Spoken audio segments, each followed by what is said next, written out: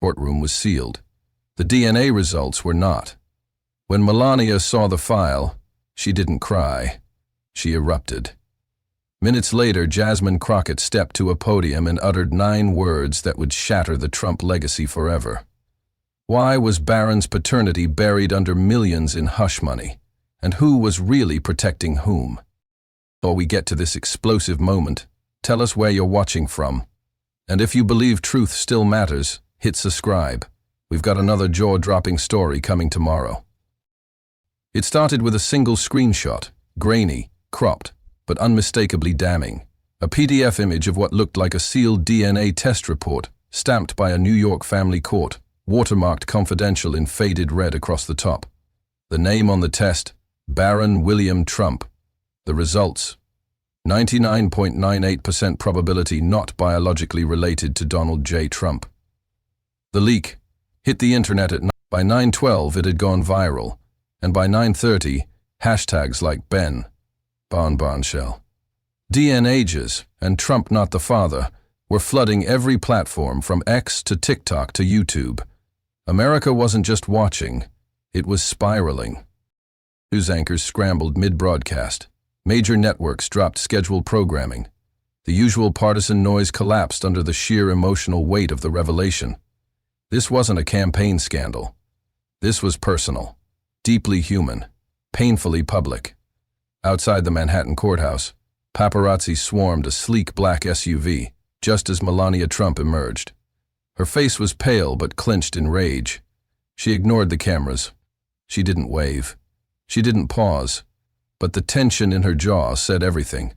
Something had detonated behind those closed courtroom doors. And whatever it was, she hadn't planned on facing it today. Just hours earlier, journalists had speculated about a private custody modification hearing, routine, sealed, family business. But nothing was routine anymore. The leak had turned quiet litigation into global upheaval. Speculation exploded. Was the report doctored? Was Melania demanding privacy or revenge? Where was Barron? And why had the Trump legal team gone silent? The White House, though no longer Trump's, had even issued a rare statement. We do not comment on private family matters of former officials. But this wasn't just a family matter. This was a national flashpoint, where tabloid drama met political consequence. By noon, protesters and supporters both gathered near Trump Tower. Someone held up a sign that read, DNA don't lead. Another simply read, Who's the father? And then, amid the frenzy, the live panels, the pundits guessing and gaslighting, a different voice emerged. A calm voice. A voice known for precision, not spectacle. At exactly 1:02 p.m., Congresswoman Jasmine Crockett walked out of the Capitol building and stepped behind a cluster of microphones. The press, still distracted by court footage, turned slowly as her voice cut through the noise. She held a thin folder. No fanfare, just facts. Her eyes scanned the crowd. Then she spoke. This wasn't a rumor. This was a cover-up. The silence afterward wasn't confusion. It was recognition. In one sentence, the conversation had shifted. This wasn't just a leaked document or a private affair. It was a deliberate deception, a silence engineered by power. Crockett didn't raise her voice. She didn't have to. The folder in her hand, if real, could unravel the most tightly held Trump family secret yet, and with it, fracture whatever remained of Donald Trump's image as patriarch, protector, and political titan. For nearly 2 decades, Melania Trump had perfected the art of silence. Not absence, not passivity, but silence as strategy. She was always there, but just far enough from the political chaos that her elegance became its own kind of armor. She didn't tweet like her husband. She didn't hold press conferences. She posed. She walked. She offered carefully edited smiles on balconies in foreign capitals, calculated nods at NATO summits, and viral moments of hand swats and icy glares when the cameras caught what the PR team couldn't hide. If Donald Trump was the chaos, Melania was the curated calm. Until now. When it came to Barron, her silence turned into a wall. Reporters who pushed too close to his name were blacklisted. Photos were limited. Public appearances were rare and staged. She refused to let the political machine swallow her son, the way it had consumed the rest of the Trump brand. Even in interviews, when pressed, she deflected. He is a minor. He deserves privacy. But insiders whispered a different story. Some said the real reason for her protectionism wasn't just maternal instinct. It was fear. Fear of a truth that, if ever confirmed, could detonate the entire foundation of the Trump dynasty. Rumors had long swirled through D.C. and Manhattan high society. Quiet talk in donor circles. Paparazzi snapshots of long-ago meetings between Melania and a European art dealer. Hushed conversations in the corner of fundraisers where former aides joked about how Donald sometimes slipped and said, "the boy," instead of "my son."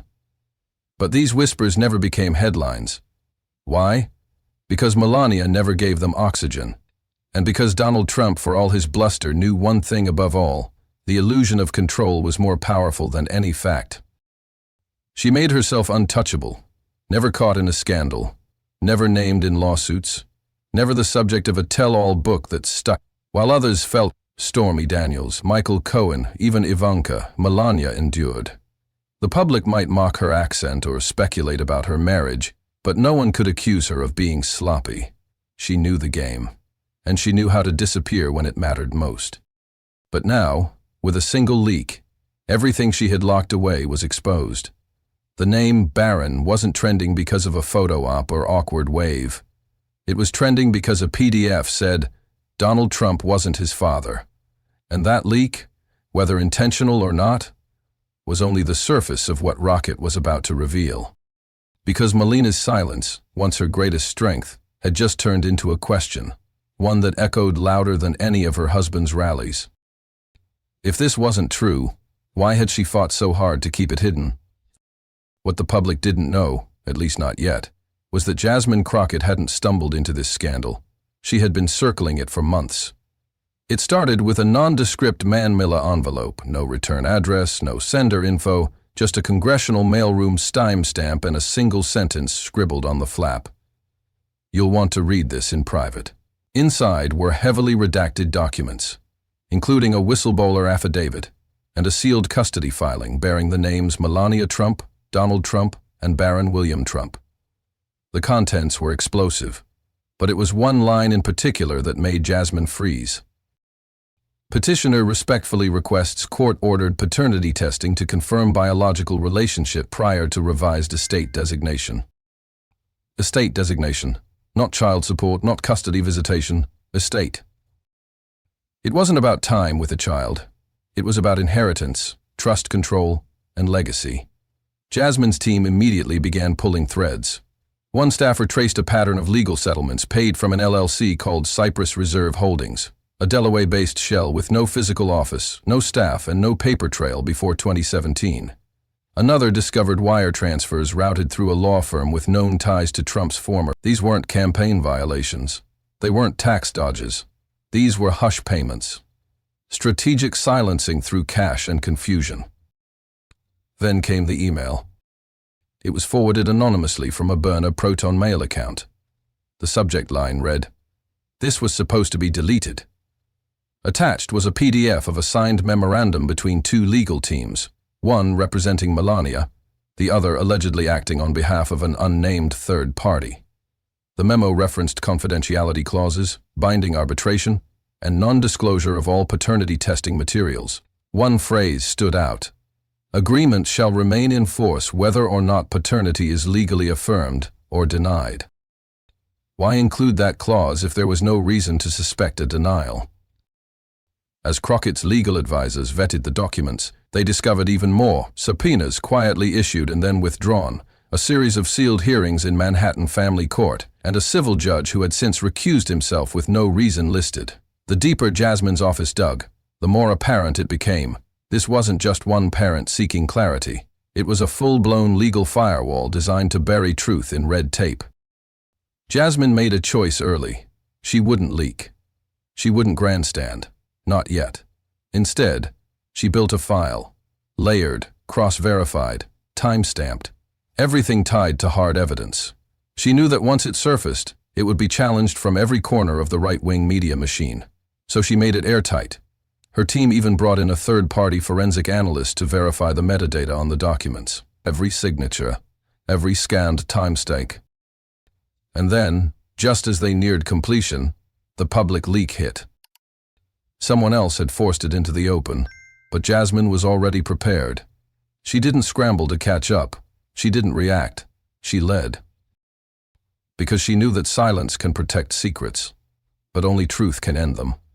The morning air outside the federal courthouse in Washington, D.C. felt electric. Reporters lined the barricades, cameras perched on tripods, microphones pointed toward the empty podium that stood like a trigger waiting to be pulled. Then, without fanfare, Congresswoman Jasmine Crockett stepped into frame. She wasn't flanked by aides or holding a stack of papers. She had just one document folder in her hand. Her expression was focused, unshaken, and calm, like someone who'd rehearsed this moment for months. "Good morning," she began, facing the sea of cameras. "I'm not here for speculation. I'm here for accountability. The American people have been fed a diet of distractions for too long. But this is not gossip. It's not smear. It's a pattern of deception wrapped in privilege, protected by money, and now exposed by fact." Flashbulbs erupted. A murmur rippled through the crowd. Jasmine continued. "I have in my possession a set of court-verified documents relating to a sealed custody proceeding involving former President Donald Trump and his wife, Melania Trump. These documents include a court-ordered DNA test. That test was conducted as part of an internal settlement process related to trust disbursements from the Trump family estate." Gasps swept the press corps. Behind the barricades, phones went up like a tidal wave, live streaming every word. Jasmine didn't flinch.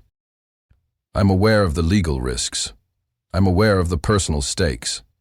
But I'm also aware of the oath I took to defend truth, even when it's inconvenient, even when it's explosive, and especially when the most powerful among us think they can bury it." Within minutes of her statement, social media lit up like a fuse line. DNA Gate. Who is the father? Crockett bomb. Every network cut into programming to run her speech live. Fox News called it unconscionable. MSNBC called it historical. Twitter called it war. Back inside the courthouse, Trump's legal team was already moving. They filed a motion for an emergency gag order, citing violation of federal privacy protections and potential interference with an ongoing family court matter. The filing referenced irreparable reputational harm to both Donald and Melania Trump, and most notably to their teenage son, Barron. Melania's response came swiftly. Within 2 hours, a press statement was released from her New York-based attorney. It read, "This is a private matter concerning the welfare of my son. I have always prioritized his well-being and will continue to do so. I urge the public and press to exercise restraint and humanity. Leave my son out of it." But the damage was already spiraling. The public wasn't asking whether Jasmine had gone too far. They were asking what she knew, and how long the Trump family had known it too. The sealed court documents, once a legal fortress of anonymity, had cracked. Jasmine's calm delivery and direct words contrasted with the frenzy around her. She hadn't yelled. She hadn't pointed fingers. She had simply delivered a truth too heavy to be ignored. That day, the steps of the courthouse became more than a backdrop. They became a battlefield between legacy and truth, silence and exposure. And Jasmine Crockett, without raising her voice, had just fired the first legal and emotional shot. 3 days after Jasmine's courthouse statement, Washington entered a new phase: procedural warfare. The headlines hadn't cooled, and neither had the public's appetite for answers, but this time, Jasmine wasn't speaking outside courthouses. She was working inside the halls of Congress, quietly initiating a formal judiciary subcommittee inquiry into presidential financial disclosures, family trust settlements, and non-disclosure agreements involving federal office holders and their spouses. The official title was sterile: Subcommittee Inquiry into Fiduciary Compliance and Custodial Anomalies. But everyone knew what it meant. Congress had just launched an investigation into Donald Trump's hidden financial trails, including any legal cover-ups tied to Barron's paternity and estate rights. Jasmine wasn't merely continuing the story, she was weaponizing process. She was turning transparency into law. The first subpoena issued wasn't to the Trump family, it was to a regional financial firm in the Cayman Islands that had managed a trust under Barron's name. The committee's questions were surgical. Who authorized withdrawals? What legal basis justified monthly disbursements? And why was $112 million 0 cents routed just 48 hours after the DNA order was signed? That label. Custody compliance. Set Washington on fire. It suggested payoff, not for child support, not for education, but compliance, silence. A transaction, coded in euphemism, backed by wealth, and now dragged into sunlight. When the redacted wire record was entered into the committee's sealed log, Jasmine's office leaked a single sentence to the press. The truth isn't encrypted, it's itemized. Pundits erupted. Legal experts debated whether such a wire could prove intent to conceal. Former Trump advisors claimed it was routine estate maneuvering. But something shifted when a familiar name dropped from the clouds. Melania's longtime personal attorney, Eleanor Vance, announced her abrupt resignation with no explanation. Eleanor had been Melania's legal firewall for nearly 15 years, through lawsuits, prenup renegotiations, and First Lady controversies. Her silence had always been strategic. But now, her departure whispered volumes. Reporters chased her down Manhattan sidewalks. When finally asked if she resigned over the congressional subpoena, she gave one word before entering a black SUV. Absolutely. Inside the judiciary chamber, Jasmine sat quietly as a second round of subpoenas went out, this time to shell companies tied to Trump family estate assets. The paper trail was widening. Journalists began piecing together a map of settlements, paternity filings, and asset transfers that all followed one unspoken question. Was the truth about Barron's paternity legally buried with full awareness by both Melania and Donald? In a closed-door session, a junior GOP member leaned over to Jasmine and asked, "Do you know what you're lighting here?" Jasmine didn't blink. "No, but I know what's already been buried." For years, Trump had weaponized spectacle, flooding the media with noise until truth drowned. But now, someone was using his own tools, documents, legal threats, and carefully timed leaks, against him. And the effect was devastating. This wasn't a screaming match. It was a slow, surgical exposure of a secret that had been protected by lawyers, money, and silence. Jasmine wasn't just holding receipts. She was mailing them to Congress, to the press, and to the American public. County 2 years earlier. 2 names jumped out. Donald John Trump, Barron William Trump. A third name had been redacted, but the result line wasn't. Paternity exclusion, 99.994%. That one sentence detonated across every social platform. Screenshots flooded Twitter. Instagram was wall-to-wall headlines. TikTok influencers read the result out loud, staring blankly into their front-facing cameras. Comment sections exploded. Was this real? Was it doctored? Could the former president really not be Barron's biological father? CNN brought in forensic analysts. Fox ran damage control. But all eyes were on one person, Congresswoman Jasmine Crockett. At 9:22 a.m., Jasmine appeared live on MSNBC's Morning Brief. The anchor asked the question America was holding its breath for. Jasmine didn't flinch. Yes. The document is authentic. It was verified by our subcommittee before Red Curtain Media ever got their hands on it. What you're seeing is a leak of a redacted portion of the court-ordered test that the Trump legal team fought to suppress. Vera. The anchor pressed again. Congresswoman, do you believe this was a cover-up? Jasmine answered without blinking. Melania knew. Trump lied. And Barron's the one they used. That quote was instantly clipped, subtitled, and shared to every corner of the digital world. It hit different. Not because it was loud, not because it was scandalous, but because it was undeniable. Melania's office went silent. No statement, no denial, no clarification. Donald Trump posted a vague Truth Social rant calling the leak fake, defamatory, and deep state garbage, but he notably didn't deny the test's existence. The silence was louder than a scream. Meanwhile, inside the judiciary, subcommittee members scrambled to respond. Republican allies accused Jasmine of breaking confidentiality. Democrats doubled down, claiming the leak had forced transparency on a matter with enormous public implications, especially regarding estate planning, federal disclosure laws, and presidential ethics. In a surprise twist, a former Trump Organization executive issued a statement through his lawyer, saying he was ready to cooperate with the subcommittee on issues surrounding misuse of corporate legal entities to obscure personal liabilities. That was code for hush payments.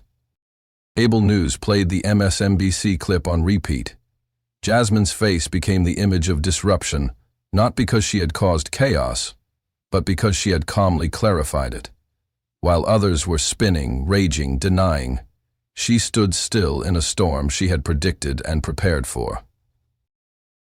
That afternoon, the phrase paternity exclusion trended above all topics globally. And in that moment, the question wasn't just about DNA. It was about power, honesty, and the human cost of deceit. Jasmine Crockett hadn't just exposed a secret, she had shattered a myth. And the courtroom whisper that began as a sealed filing had now become a national reckoning. The courtroom was quiet, but not still. Jasmine Crockett stood at the lectern in a federal hearing room, not in anger, not in triumph, but in unshakable control. The room wasn't filled with gasps or yelling. It was the opposite. What she was about to reveal didn't need noise. It just needed silence sharp enough for every word to cut. In 2017, she began, holding up a folder sealed with an official Czech Republic notary stamp, Donald Trump and Melania Trump entered into a legally binding non-disclosure agreement with a private fertility clinic located in Prague. The terms were sealed. Until now. Every camera in the room tilted forward. She slowly opened the folder. Her fingers slid a document from the stack and she laid it flat before the committee. This document, she said, was verified by 3 independent analysts, including one employed by the clinic itself. The signatures were cross-checked with bank transfer authorizations, White House visitor logs, and metadata from the scanned original. The signature was unmistakable, Donald J. Trump. The agreement, Jasmine continued, does not refer to fertility treatment directly, but its embedded clauses, Clause 12B and Clause 17D, refer to parental certification disputes, genetic verification timelines, and a provision ensuring that no public release of paternity data may occur without mutual consent. Those aren't fertility clauses. Several lawmakers visibly shifted. A few aides behind the dais stopped typing mid-sentence. This wasn't about medical privacy, Jasmine said. This was about legacy. Political, financial, dynastic legacy. The Trump Organization didn't just build buildings. They tried to build bloodlines.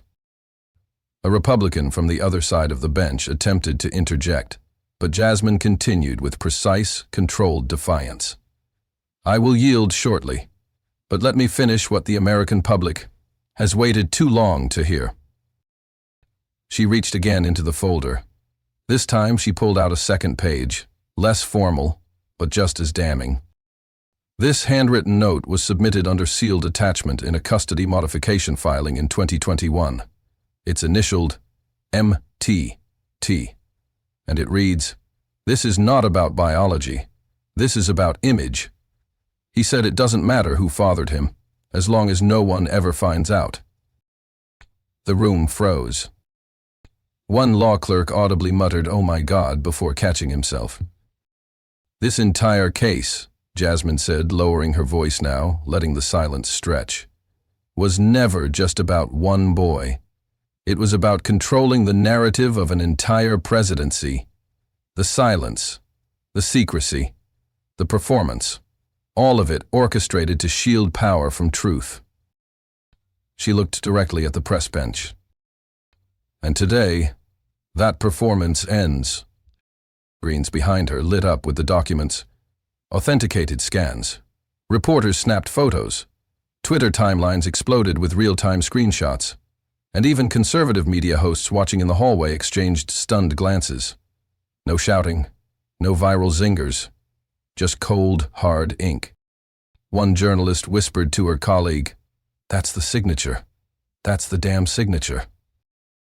Back at the dais, Jasmine finally stepped back. "I now yield," she said. Her voice carried not a trace of self-celebration, only purpose. And in that moment, no one interrupted her. Not because they couldn't, but because they didn't dare. Outside the courthouse, the wind sliced through Manhattan like a blade. Melania Trump exited the side entrance flanked by two aides, sunglasses low on her nose, jaw locked in what looked like restrained fury. She wasn't supposed to speak. Her team had planned for silence. But silence, as it turned out, had a breaking point. Reporters circled like vultures, their cameras live, microphones angled for anything at all. That's when it happened.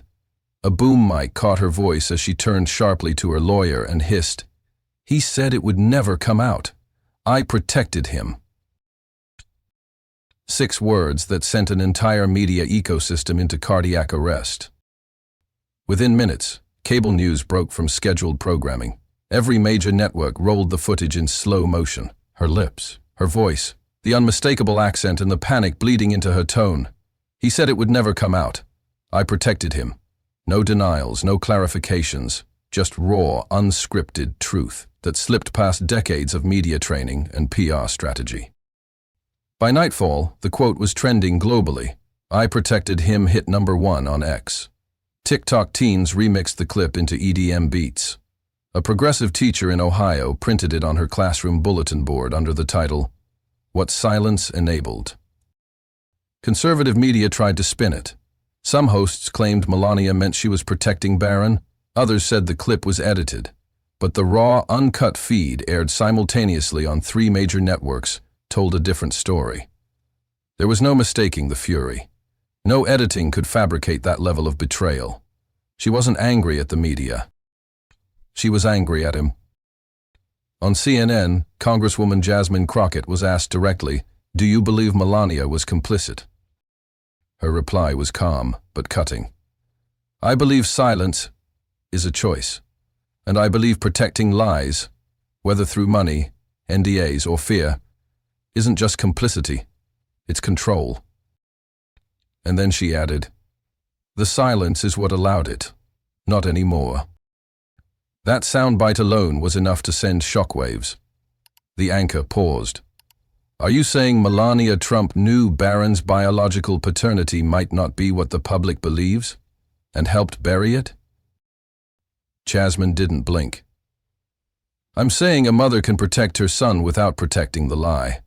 And I'm saying what the public witnessed today wasn't just an outburst. It was the unraveling of a fiction they've guarded for nearly 2 decades. Back on the streets of New York, protesters began assembling outside Trump Tower. Signs read, "Legacy built on lies," and "DNA doesn't lie, but silence does." In Los Angeles, a mural went up overnight showing Jasmine holding a document labeled "Truth" as Melania's face turned away. For years, Melania had been the unbreakable glass wall, silent, sculpted, untouchable. But glass under pressure doesn't bend. It shatters. By morning, her spokesperson issued a carefully worded statement denying the misinterpretation of her comments. But it was too late. The footage had already become its own currency. Political analysts debated whether the voice crack on the word "protected" was one of sorrow or rage. Late-night hosts spliced her quote into comedy sketches. But not all laughter was joyful. It carried the edge of disbelief and something even sharper, vindication. In one 30-second clip viewed over 22 million times, Jasmine Crockett stood in the House chamber holding the printed court transcript. Power lies when truth is inconvenient. But truth doesn't wait for permission. It was no longer just about Barron, or Melania, or Trump. It was about every institution that bets on silence lasting longer than scrutiny. And this time, the bet didn't pay off. The backlash came fast, but it didn't land where the Trump team thought it would. By 8 a.m., Trump's legal spokesperson released a 4-page memo filled with familiar tropes. Accusations of character assassination, claims of weaponized investigations, and personal attacks aimed squarely at Congresswoman Jasmine Crockett. They called her a political opportunist, a race-baiting radical, and a disgrace to Congress. They framed the entire ordeal as an effort to smear a private family matter and protect the sanctity of a child's legacy. But this time, something broke in the rhythm of the usual right-wing playbook. People weren't buying it. Fox News opened their primetime lineup with a split screen. One side showed Jasmine calmly holding up a signed 2017 NDA from the fertility clinic. The other, a heated Trump spokesperson denying it existed. The contrast was too stark to ignore. On one side, receipts. On the other, even within conservative circles, the narrative began to fracture. Charlie Kirk tweeted, "There's a difference between exposing the deep state and hiding from paternity documents. We need answers." Laura Ingraham was visibly conflicted on air, her voice measured, almost hesitant. "I've defended Melania for years," she said, "but this silence, this controlled image, it doesn't look like grace anymore, it looks like fear." Meanwhile, suburban conservative moms, once a lockstep support base for Melania, began posting long threads online questioning everything. "I used to admire her pose," wrote one in Arizona. "Now I wonder if she was just another pawn in a man's game." But the most viral blow came not from pundits or politicians, but from a 17-year-old high school senior in Maryland. She posted a TikTok comparing Melania's hot mic moment to Jasmine's steady public poise. Over the split screen, she added text. One hid the truth, the other carried it. The clip hit 40 million views in under 48 hours. Trump's legal team scrambled again. This time they tried to pivot. A new memo emerged attacking the fertility clinic, alleging forged documents and unauthorized data leaks. The clinic responded by releasing a notarized chain of custody log, each document initialed, dated, and confirmed under oath. Included was a signature that matched Trump's exactly. No ambiguity, no room for spin. News outlets ran with one line from the clinic's release. The patient listed as Donald J. Trump reviewed and signed all paternity clause addendums in person, witnessed by a legal representative. It was the moment the entire machine collapsed. Commentators who had wavered fell silent. Those who had doubled down on the memo were forced to walk it back. Late-night hosts now played Trump's denials over a loop of his own signature, annotated in neon yellow. The contrast was devastating. One moment he was on Truth Social claiming the documents were fake news. The next, CNN aired footage of Jasmine pointing directly to his initials next to a line that read, "Paternity acknowledgement pending confirmation." Even MAGA influencers couldn't spin this. One of the largest pro-Trump pages posted a desperate message. "This isn't about hate. This is about trust. And we need to know the truth." Melania disappeared from public view. Trump canceled a scheduled rally in Florida. Don Jr. released a vague, unrelated video about inflation, but the collapse wasn't just personal. It was systemic. The machine that had weaponized denial, distraction, and delay had finally been cornered by something too simple to spin. Evidence. In a final televised appearance before Congress adjourned for recess, Jasmine stood before the Judiciary Committee and held up one page. This isn't about gossip. This isn't about tabloid drama. This is about what happens when lies are institutionalized, when silence becomes a shield for power, and when truth becomes a casualty. She lowered the paper. No one should have to sign away the truth just to protect a legacy. And then she closed her folder. No further comment. But by then, no one needed more words. The damage was done. The truth stood on its own. The internet didn't just react. It combusted. Within hours of Jasmine Crockett's press appearance, where she delivered the line, "Heard around the world, truth has no NDA," the quote was everywhere. TikTok creators, some as young as 16, used the phrase as an anthem. A remix featuring her audio set to an orchestral drop gained over 18 million views in 2 days. The refrain? "No more secrets, no more shields, truth has no NDA."